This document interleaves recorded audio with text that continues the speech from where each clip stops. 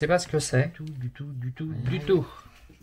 Ah, bien gros, Bon. bien gras. S'il y en a qui se demandent pourquoi je suis en train de filmer Mais une c'est pas poubelle, possible. Hein. c'est compliqué.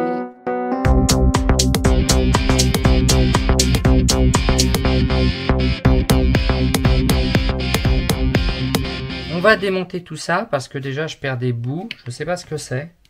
Tirer une espèce de caoutchouc là, grillé, qui se trouve à l'intérieur. Alors pour ce faire, il faut comprimer le ressort, dévisser la vis qui est ici, là.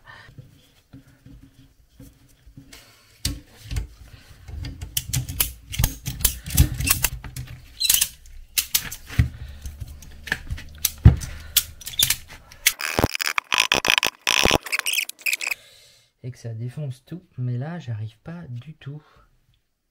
Du tout. Ça y va pas, il y a un truc. Il y a un truc. Pour remettre, et il y a une espèce de... Un truc que j'avais pas vu. Il y a une espèce de bague. À tous les coups, il faut que je comprime suffisamment pour l'enlever. Ça me paraissait bizarre qu'il n'y ait que la vis. Je vous avoue aussi que... On va y arriver. Ah, effectivement, il y a une bague. Donnez-moi ça. J'avais pas vu ce truc là, donc du coup là, bah oui, ça va mieux. Ça va beaucoup mieux de comme ça. Hop là. Le bord sort bien gros, bien gras. Ah, ici là, il devait y avoir un truc en caoutchouc comme ça, mais il est tombé en petits morceaux. Je vais faire quelques recherches. On verra bien. Trop sûr que ça soit très utile. Donc là, j'ai plus que l'amortisseur. Du coup, le cran, si je mets maintenant au maximum, là, je vais avoir plus de mal à l'enfoncer. Ah oui. Vous le sentez pas vous, mais moi je sens la différence de pression nécessaire. Et là, c'est la vitesse à 4. Oh la vache. Hop.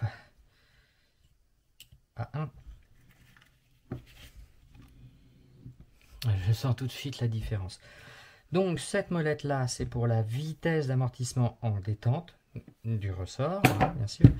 Et l'autre, c'est la vitesse de compression en compression, tout simplement. Donc là, on va leur faire un bon coup de nettoyage parce qu'elles sont bien dégueulasses. Allez, je démonte le deuxième. Maintenant que j'ai compris, ça devrait être plus simple en fait. Bon, bah j'ai nettoyé les suspensions. Je les ai juste passées à l'eau. Voilà. Tout simplement un bon nettoyage au savon, hein, comme génie sans frotter, comme d'habitude. Bon voilà, j'ai nettoyé une partie, donc bah, comme d'hab, là il va falloir faire un petit peu d'huile de coude pour enlever la rouille.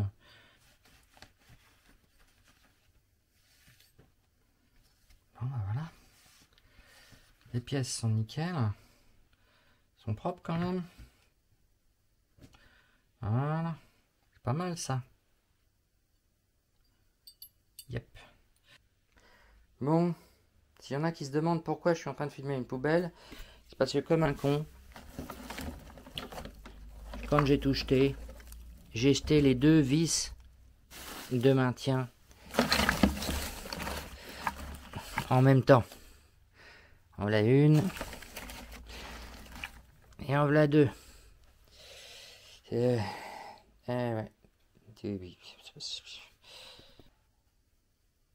J'ai mis la sangle.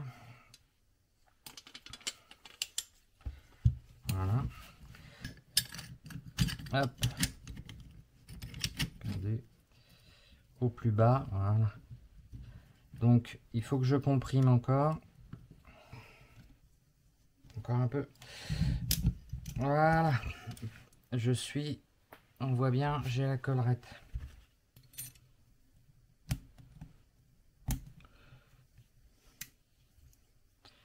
Voilà. On va tourner légèrement pour que ça se remette bien. Et là, on casse.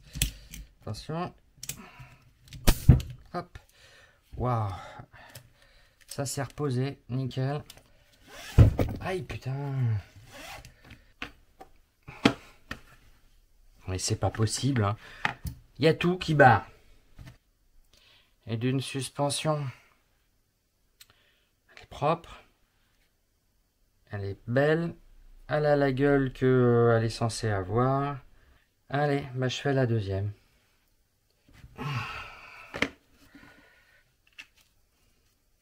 Une fois qu'on sait comment que ça se démonte et comment que ça se monte, oh bah ça va vite. Hein. Clairement, ça va beaucoup plus vite. Bon, il n'y a plus qu'à les remonter. Comme ça. On va les mettre tranquilles. On va juste les positionner parce que j'ai probablement encore le bras oscillant à enlever quand je vais faire. Mais je vais mettre la chaîne. Je sais pas comment elle va arriver, donc faudrait déjà que je la commande. Ça serait pas mal. Bon bah voilà.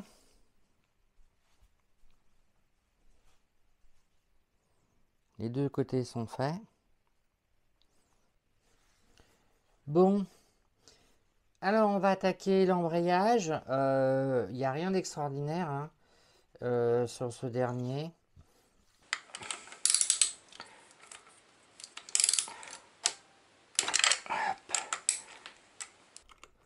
Alors oui, les vis n'ont pas l'air d'être trop serrées, mais le ressort fait en sorte qu'elle ne bouge pas. Hein.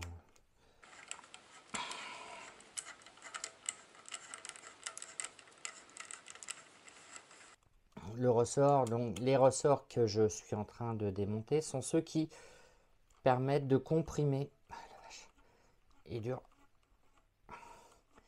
De comprimer les plaques que l'on voit ici, là, et celles qui y a à l'intérieur qu'on ne voit pas, l'une contre l'autre. Vous voyez, c'est-à-dire que globalement, lorsqu'on les comprime, grâce au ressort, les deux ensemble, bah, il y en a un, celui qui est fixe, qui entraîne celui qui est à l'intérieur. Alors l'autre à l'intérieur, vous verrez, il est entraîné par l'axe interne et celles-là sont entraînées par l'axe externe. La révision d'un embrayage, en quoi ça consiste? Alors ça consiste tout simplement à vérifier que les ressorts que l'on a là gardent toujours la même taille. Ils ont des tolérances qui sont marquées dans la notice. Donc là, on enlève oups, mince, la tige. Alors la tige centrale, que j'ai fait tomber comme un débile. Donc la plaque qui était là, elle appuie là, la partie extérieure de la plaque. Je sais pas si on la voit. La partie extérieure qui est là, grâce au ressort, c'est ce qui appuie. Donc déjà, premier test, on passe le doigt, il y a des impuretés, mais bon, c'est un peu normal. Hein. Ça reste baigné dans l'huile. Et on a donc les disques. Le premier, tac, il n'est pas usé du tout. On voit encore l'écran là, ici. Ces petits carrés noirs, ce sont les systèmes de friction. Donc plus l'embrayage est usé, plus l'épaisseur du disque rétrécit. Donc maintenant, deux différents contrôles que l'on a à faire. Les traces d'usure. Alors les traces d'usure sur la cloche externe sont des deux côtés à vérifier, hein, parce qu'on les voit ici, là. Voilà. Ici, on voit bien, il y a la marque. Ils sont à peine sensibles au doigt. Franchement, bon, ça existe. Hein. mais à peine sensible. Vous voyez, là on voit les marques. J'ai juste à contrôler les ressorts, hein, et les disques, hein, l'épaisseur des disques. C'est ça qui s'use en fait, hein, c'est l'objectif. Alors l'épaisseur du disque, des ressorts, 31,7 maximum, 32,6 en nominal. On a premier ressort, à la lecture j'ai 31, oh la vache, ils sont bien comprimés quand même. En dessous d'un peu moins de 7, 31,7. Ok, c'est un petit peu juste. Ils sont tous à 31,7 en fait. C'est-à-dire qu'en gros, dans l'idéal, il faudrait que je les change. Donc je suis en dessous des tolérances. Donc il va falloir que je regarde si je peux trouver des ressorts d'embrayage. Maintenant, on va faire les plates. L'embrayage, c'est pas les choses les plus compliquées à trouver en fait. Donc les plaques de friction, ça doit être entre 2,9 et 3,1 et l'épaisseur limite c'est 2,8. Donc on va prendre plusieurs endroits. 2,93, donc c'est pas mal ça. Donc celle-là est bonne. On la remonte. Et il n'y a pas d'ordre. Deuxième. Dans l'idéal, on mesure à 2 ou 3 positions différentes. C'est quand même pratique. Pourquoi j'ai un casque sur la tête? Eh ben, c'est pour pouvoir porter ma caméra.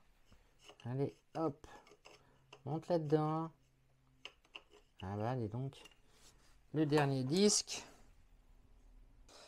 Donc mes ressorts, mes disques sont bons, mais mes ressorts sont à changer. C'était pas prévu ça. Pas du tout prévu. Donc je vais quand même remonter. Je vais remonter le plate principal. Les ressorts, je vais les repositionner.